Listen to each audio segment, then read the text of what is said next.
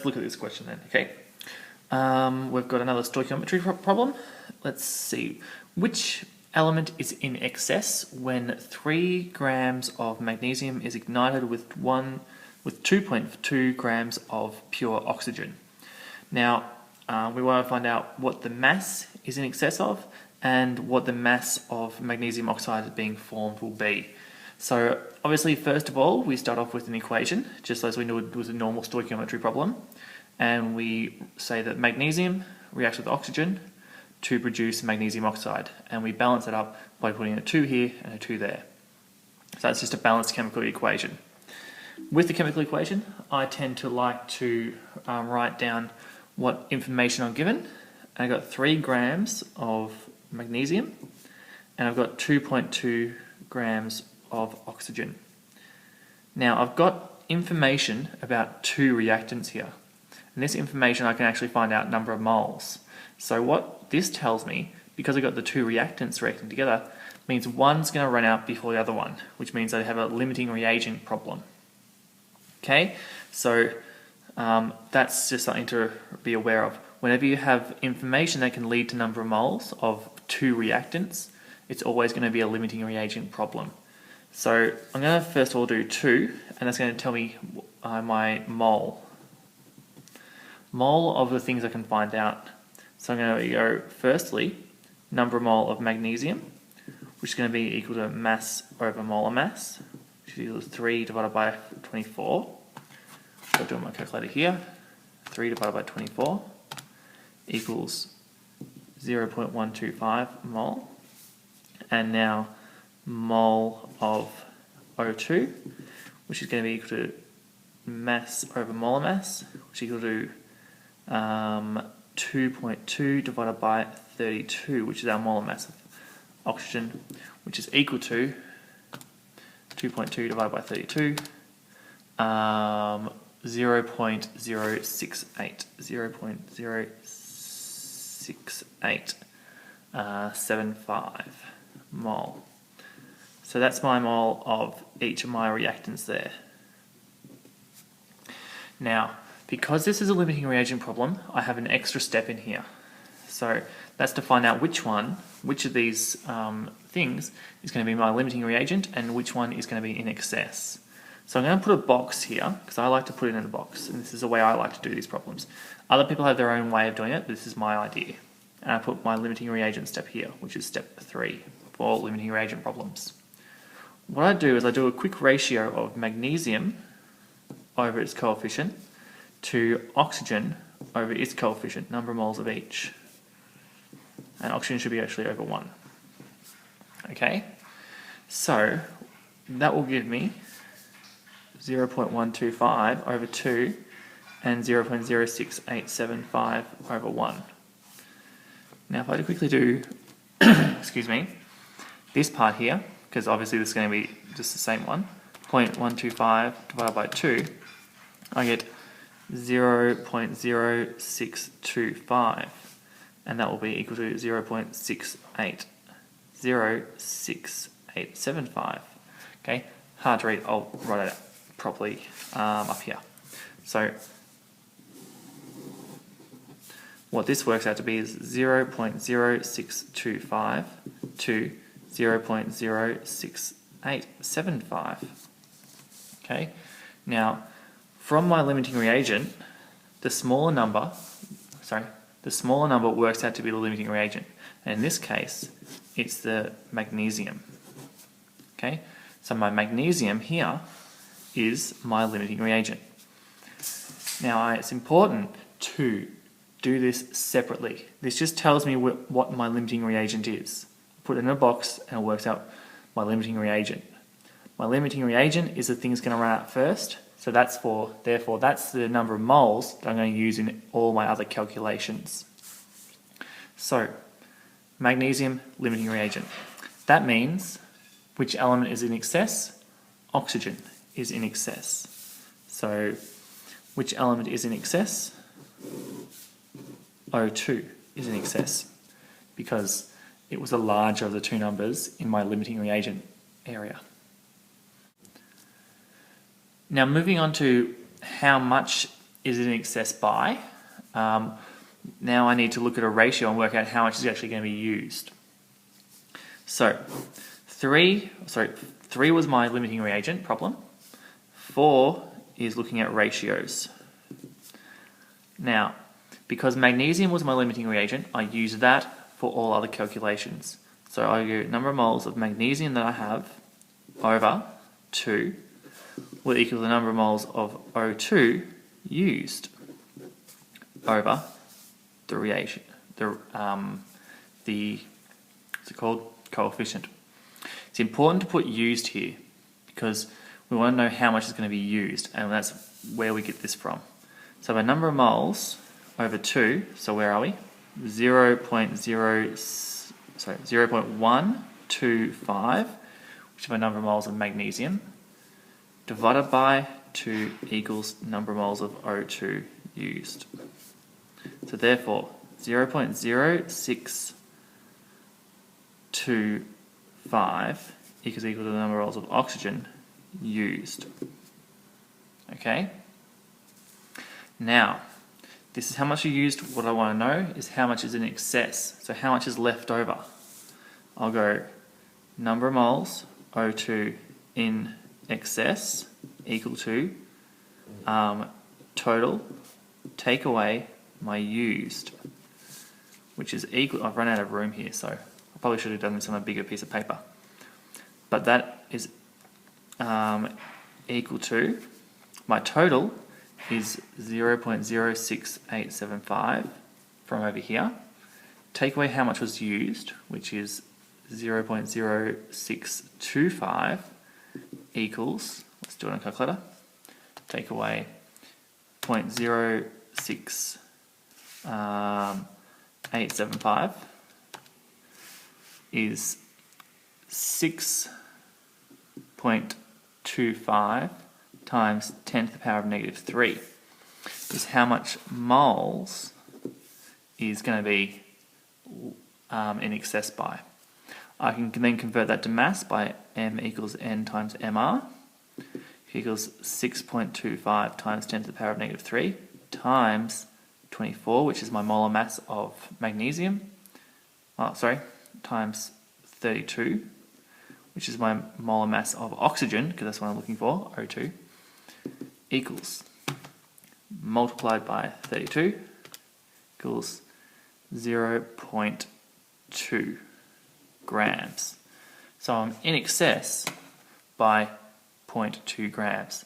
That means there's going to be 0.2 grams left over once we finish this equation, once this reaction finishes.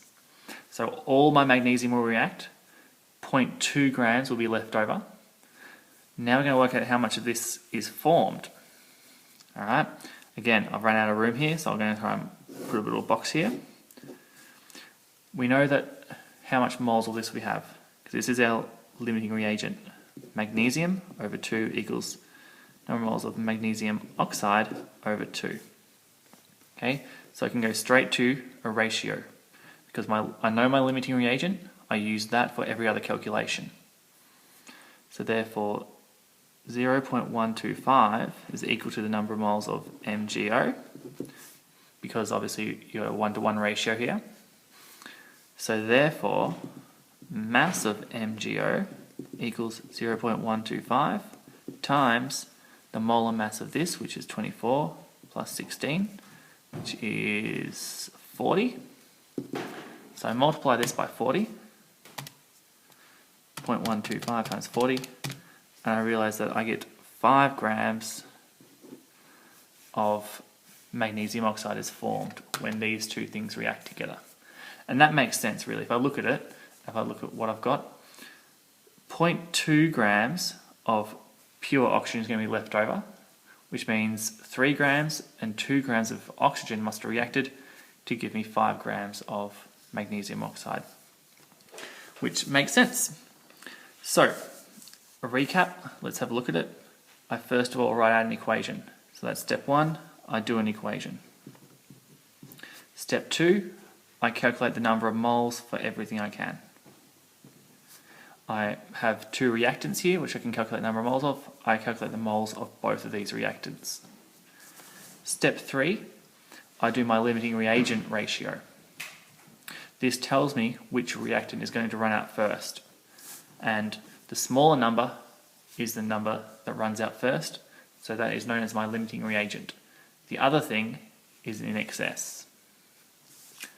Then I can do ratios based around my limiting reagent, the thing that runs out first, to give me how much is used or how much is formed.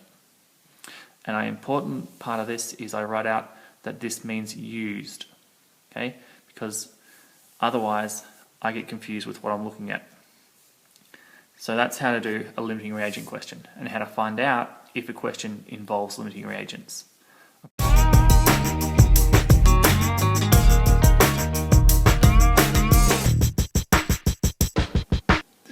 Okay, another limiting reagent question, and it's a good one. So let's have a look at it. Reads like this: chloroform, the equation, the formula being there. It reacts with chlorine to form carbon tetrachloride and hydrogen chloride, aka hydrochloric acid.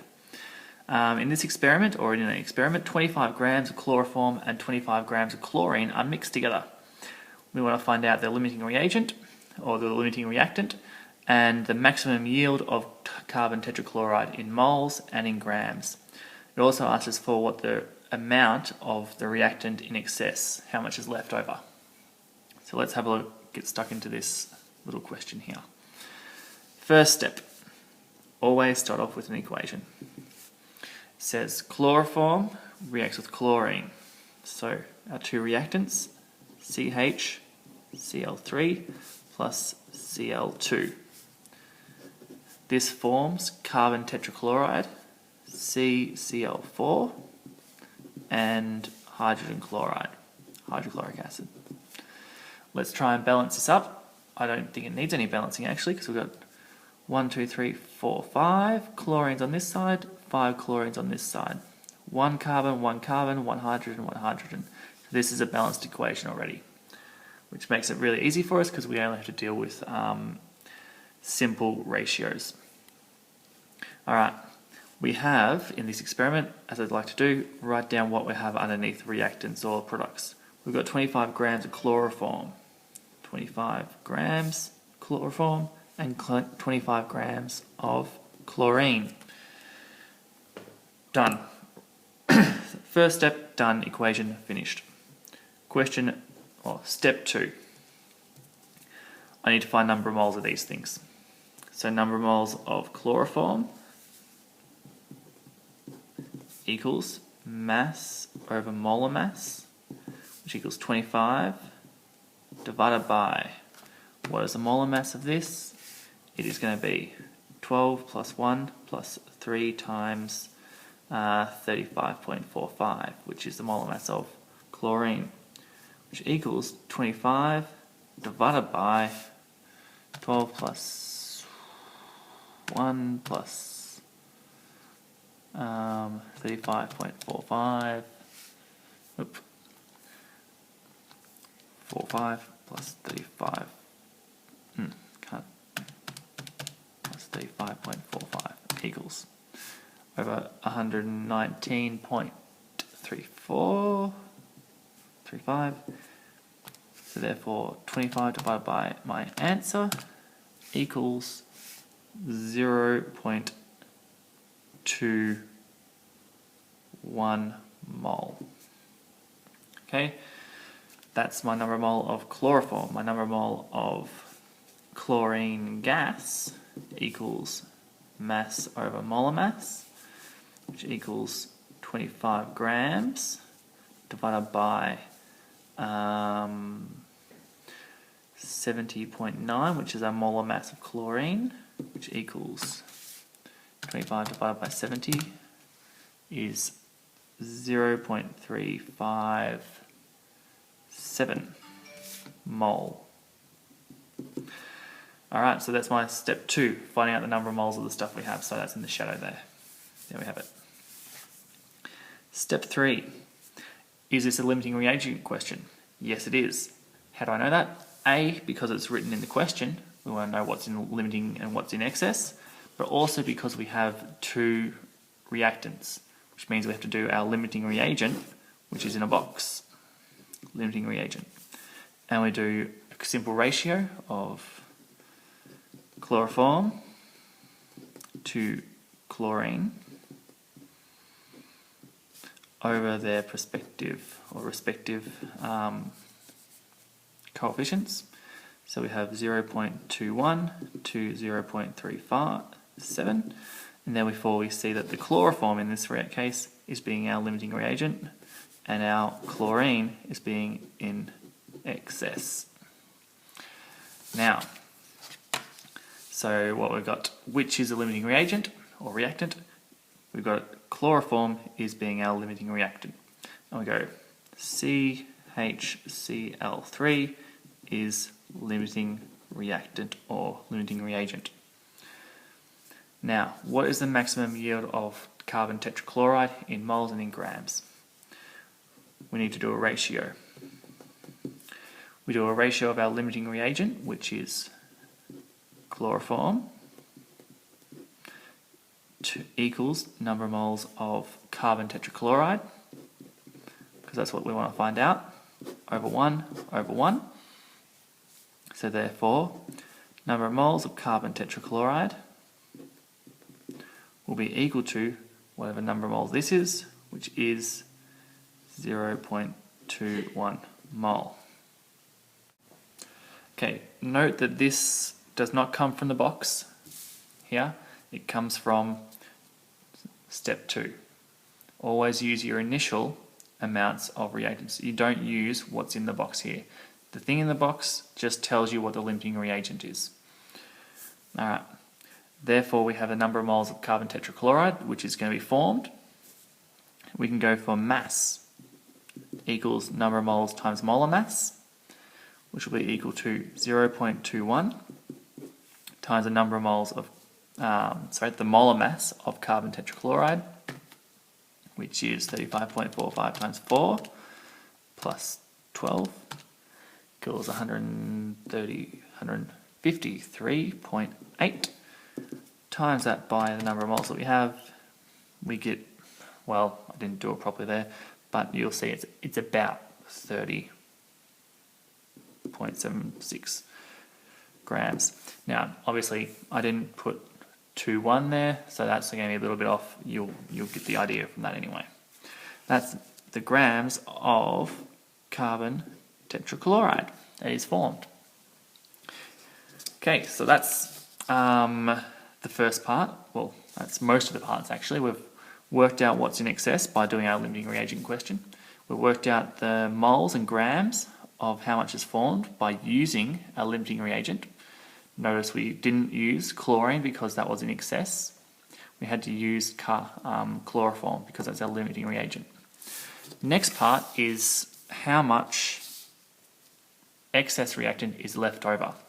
Now this is where we get to a bit of fun, and we go another ratio. We go number of moles of chloroform, because that's our limiting reagent, over 1 equals the number of moles of chlorine used over 1. And now as you go used, because this is our reaction in excess. So we want to know how much is used, take it away from how much we have to work out how much is left over. So that means number of moles of chlorine used is equal to, however, number of moles of this we have, which is 0.21 mole. Okay, then you work out how much is left over, or in excess. That will be equal to the total, take away the used. So, how much do we have altogether? We did have number of moles of chlorine that we have total is 0.357, because we have 25 grams of chlorine, remember, and therefore we have this many mole of chlorine. Take away how much got used using our limiting reagent ratio here, and it was 0.21. So our number of moles that are left over is 0.357, take away 0.21 equals 0.147. mole of Cl2 left over or in excess. And therefore, our mass equals number of moles times molar mass equals 0.147 times whatever our molar mass of chlorine is, 70.9 equals times 70.9, 10.42 grams of Cl2 in excess.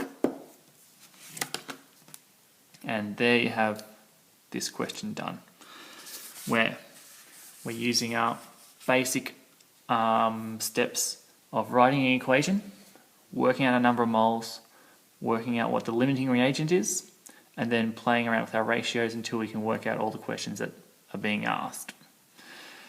Key thing is, know your equations. Okay. Normally the information is given to you in the question and you can deduce it from there. You should know your acid and base reactions, so please work on those. Always write down what information is given to you in the question underneath your equation. That way your calculations in number of moles for step 2 will be really easy. And if you're doing a limiting reagent, always put it in a box. And do not use the numbers in the box here, use the numbers from step 2. Okay, in step 4. So for step 4, your numbers come from step 2. This box here is just telling you which one's going to run out first. Okay, so please just use limiting reagent like that. Put this in a box and don't use these two numbers. Use these numbers here. These just tell you, as I said, which one runs out first. Your limiting reagent and which one is left over, being in excess. Okay, I might try and do a couple more of these at another time, but this should keep you going for a little bit anyway. Set things out, write things down properly, and you'll be fine.